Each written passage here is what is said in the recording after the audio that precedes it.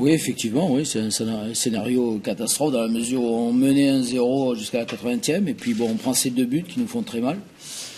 Voilà, mais on a l'occasion auparavant de tuer le match. Voilà, et toujours cette inefficacité offensive et ce réalisme qui nous manque malheureusement. Après, dans d'autres domaines, on est là, on est présent dans la détermination, dans le fait de se créer des occasions, de produire du jeu. Mais malheureusement, on est tombé d'une part sur une bonne équipe de Bordeaux qui nous a fait souffrir en deuxième mi-temps. Et donc on a craqué sur la fin, mais on a l'occasion auparavant de faire le break, on ne l'a pas fait. On joue une équipe par ce nombre de points. Ce soir, vous êtes dernier. Situation qui est un peu inquiétante, même si dans le jeu, il y a du contenu. Mais là, ce soir, vous êtes dernier au classement. C'est le constat qu'on peut faire, oui, bien sûr. Quand on ne prend pas de points, forcément, la sanction, c'est le classement, et c'est ce qu'on retient, forcément. Donc, c'est à la fois inquiétant, bien sûr, d'avoir un point après 4 journées. Je ne vais pas vous dire le contraire. Maintenant, après, il y a d'autres... Si on regarde les choses de manière un petit peu plus globale, il y a d'autres choses qui font qu'on a des motifs de satisfaction malgré tout. Et qu'on ne va pas paniquer. Je crois qu'il faut rester tranquille. Je sens des joueurs... remontés, qui ont envie quand même de montrer quelque chose, déterminés. À partir de là, tout est possible. Mais on va de toute façon pas baisser la tête et on va continuer à travailler. Pourquoi ce manque de réalisme dans la surface? Ce manque de réalisme, qu'est-ce que vous voulez, c'est le but essentiel du football, c'est marquer des buts, mais c'est ce qu'il y a aussi de plus difficile. Et voilà, il faut savoir convertir. Après, il y a des périodes, vous savez très bien, il y a des périodes de réussite et d'autres de non-réussite. Alors, on ne va pas se cacher derrière ça, bien sûr, mais ça fait partie aussi du foot, quoi. Après, il y a un peu de maladresse, on peut pas. Il n'y a pas que la chance, il y a aussi un peu de maladresse, bien sûr.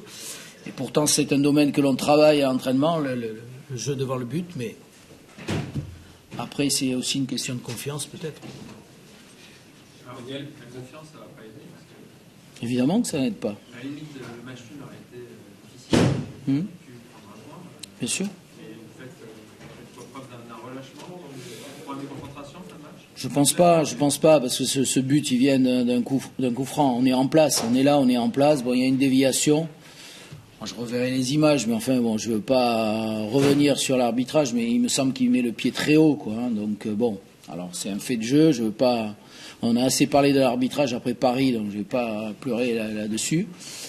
Mais je pense pas que ce soit une question de concentration. On y est, voilà. On est battu par 2 grands gabarits. Hein, ils ont fait rentrer Modeste et Diabaté. Voilà, c'est aussi le foot, ça se joue voilà, sur des actions comme ça, sur un coup de pied arrêté, ce n'est pas une action construite et pourtant c'est allé au bout. C'est ce pied haut que vous êtes allé discuter avec l'arbitre? Oui, bien sûr, je pense qu'il est vraiment haut, quoi. Donc sur le coup, je le pense, après je verrai les images, bon, voilà. C'est un fait de jeu qui ne nous est pas favorable, c'est pas le premier. Mais ce qu'on retiendra toujours, surtout, c'est le fait que l'on a eu la possibilité de tuer le match et qu'on ne l'a pas fait. Si on l'avait fait, on ne parlerait pas de ça maintenant. Greg, votre jeune sur ce match-là a une demi-occasion de but, alors que l'année passée, même s'il a raté quelques-uns, il avait beaucoup plus d'occasions. Il y a un problème de liaison avec le jeune, ou le défenseur bordelais était très bon. Encore une fois, les buteurs, vous savez ce que c'est. Il y a des périodes un petit peu euphoriques où il marque des buts, d'autres plus difficiles. Lui aussi, il veut tellement marquer que maintenant, quelquefois, il peut déjouer un peu par moment parce qu'il a cette envie de remarquer un but. Bon, après, on ne joue pas il ne joue pas peut-être avec le même relâchement et tout qui lui permettrait d'être plus efficace. Mais vous voyez, il est volontaire, il est sur tous les ballons, il se bat, donc on ne peut pas lui reprocher grand-chose, ça va revenir.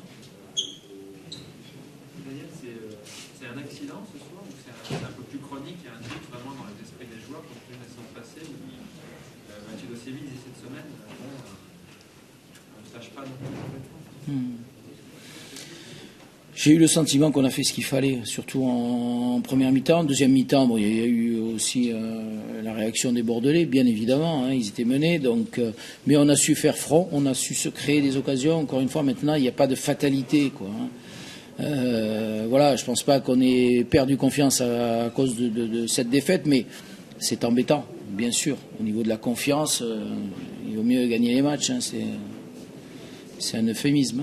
Vous avez hérité d'une équipe qui prenait beaucoup de buts dans le dernier quart d'heure l'an dernier, on en a beaucoup parlé. Ça a encore été le cas, est-ce que vous les avez sentis particulièrement fébriles? Particulièrement fébrile, non, mais un peu sur la défensive, bien sûr, parce on s'est fait égaliser, donc à partir de là, on était moins tranquille. Maintenant, c'est pas quelque chose non plus de récurrent, on n'a pas pris que des buts en fin de match, donc il faut pas en faire une généralité. Voilà, c'est arrivé, je sais, pas mal de fois la saison dernière. Pour autant, il faut pas en faire une psychose. Daniel, le match à Dijon, vous allez jouer avec quelle équipe et quel joueur? Ça, je ferai le point demain matin, parce qu'effectivement, c'est aussi ça un souci. Mettre un match de Coupe de la Ligue alors qu'il y a des matchs internationaux, bon, c'est faire fi des clubs. Il y a 9 joueurs qui partent en sélection, donc vous pouvez imaginer la difficulté que c'est pour moi pour faire une équipe compétitive pour aller à Dijon mercredi soir. La Coupe de la Ligue a encore une valeur. Ben, si on la traite comme ça, il n'y a pas que Valenciennes qui est concernée par ses absences, Bordeaux aussi. Ben, si on la traite comme ça, elle perd beaucoup de sa valeur, bien évidemment. Soit on lui accorde de l'importance et on la met à des dates qui sont susceptibles où les clubs sont susceptibles d'aligner leur meilleure équipe, soit on le met à n'importe quelle date, et puis bon, voilà, on va mettre une équipe moitié CFA, moitié professionnelle. Quoi. Mais aux yeux d'un entraîneur qui a 1 point en 4 matchs, est-ce qu'elle a encore de la valeur, justement, est-ce qu'elle a de l'importance? Mais bien sûr, parce que ça peut, on peut tomber dans un engrenage, donc justement, il ne le faut pas, donc ça peut nous remettre en selle. Une victoire en Coupe de la Ligue, c'est bon à prendre aussi, donc on va la jouer malgré tout à fond, même si on n'aura pas tous nos joueurs, on va la jouer à fond malgré tout, parce que ça peut être aussi un déclic important. La rentrée de Kadir, vous êtes passé en 4-2-3, est-ce que ça a été satisfaisant pour vous? Parce que c'est pas ça qui fait que Bordeaux revienne au score. Non, mais parce qu'auparavant, avec Renaud Coad, on était pareil.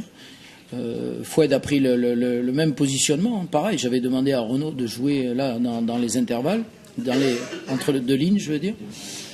Et Foued est rentré, a été dans le même rôle. Donc ça n'a pas changé. Au niveau de notre organisation, ça n'a pas changé. Et après, avec la rentrée de Samassa, ça a été pareil. Foued est passé à droite et Samassa dans l'axe avec Greg. Non, je ne pense pas que ce soit ça qui est joué. Qu'est-ce qui s'est dit dans le vestiaire? Comment vous avez trouvé vos joueurs et qu'est-ce que vous leur avez dit? Déçu, évidemment. Déçu, frustré. C'est pas la première fois, donc on s'est dit qu'il faut en faire plus, quoi. Contre l'adversité, il faut en faire plus. Il faut pas se plaindre et puis ne pas baisser la tête. Il n'y a pas de raison non plus. S'accrocher, se battre et travailler pour engranger des points. Qu'est-ce qui est le plus décevant? Bon, il y a la défaite, mais c'est surtout d'avoir été en mesure de gagner ce match et d'avoir un peu dilapidé ce que vous avez fait pendant 75 minutes. C'est ça le plus décevant? Bien sûr. Bien sûr. Pendant 75-80 minutes, on a mené, on a su faire ce qu'il fallait, on a été malgré tout solide. Et puis en 10 minutes, on prend 2 buts, donc c'est décevant, bien sûr. Et je suis surtout déçu pour les joueurs, bien sûr, puis le public, évidemment. Donc tout le monde est déçu, les dirigeants et tout. Donc mais c'est décevant avant tout pour les joueurs qui fournissent des efforts et qui aujourd'hui ne sont pas récompensés. C'est sûr que ce soir on a eu de la réussite, mais on a eu aussi le mérite de rien lâcher, parce que je trouve qu'à la mi-temps être mené c'était un peu injuste pour nous sur la seule occasion de Valenciennes, et puis en deuxième mi-temps c'est un match qui a été complètement fou d'un côté comme de l'autre. Je pense qu'on mérite d'égaliser, et puis derrière on mérite aussi de prendre un deuxième. On leur file un cadeau, ça aurait pu faire 2-1 pour Valenciennes, et puis vous voyez comme quoi les matchs c'est serré, quand c'est serré c'est un petit peu la chance qui fait la différence, et puis le fait qu'on n'a rien lâché, donc ça rattrape un petit peu les points qu'on a perdus sur les 3 premiers matchs. Et je me serais contenté d'un nul aujourd'hui, vu la physionomie de la partie. Et puis on prend 3 points, voilà. Donc il faut les prendre avec plaisir. Vous parlez d'un coaching gagnant? Ouais, je sais pas, j'aime pas trop ces expressions. Il y a les deux premiers attaquants en première mi-temps qui ont fait un gros travail de sape, et puis les deux derniers qui sont rentrés, ils ont bénéficié du travail de l'équipe. Voilà.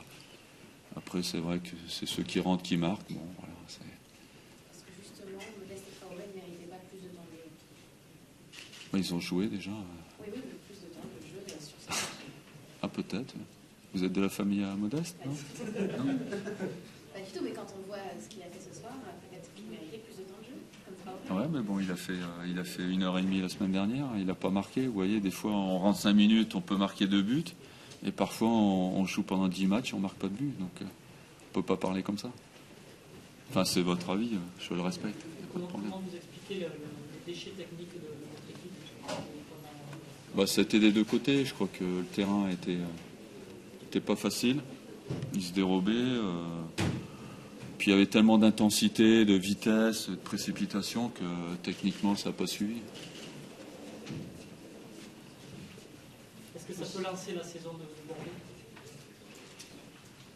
Au niveau points, c'est une bonne opération. Après, j'ai encore eu beaucoup de choses à rectifier.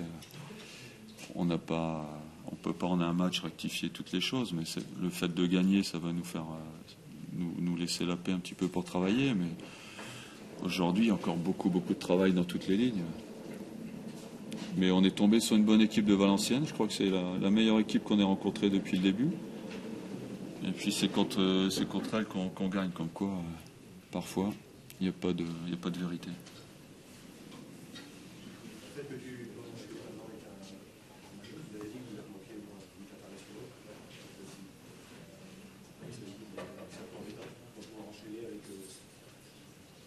Par obligation.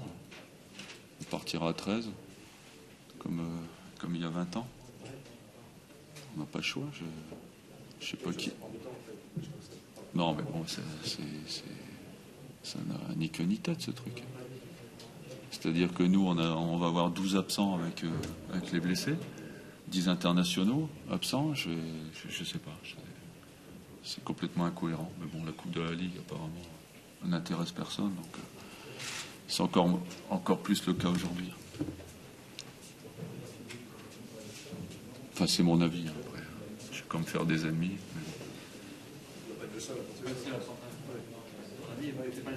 Je cherche milieu de terrain s'il y en a un qui peut jouer au milieu, parce que j'ai tous mes milieux qui partent en sélection. Donc, contrat de 2 ans.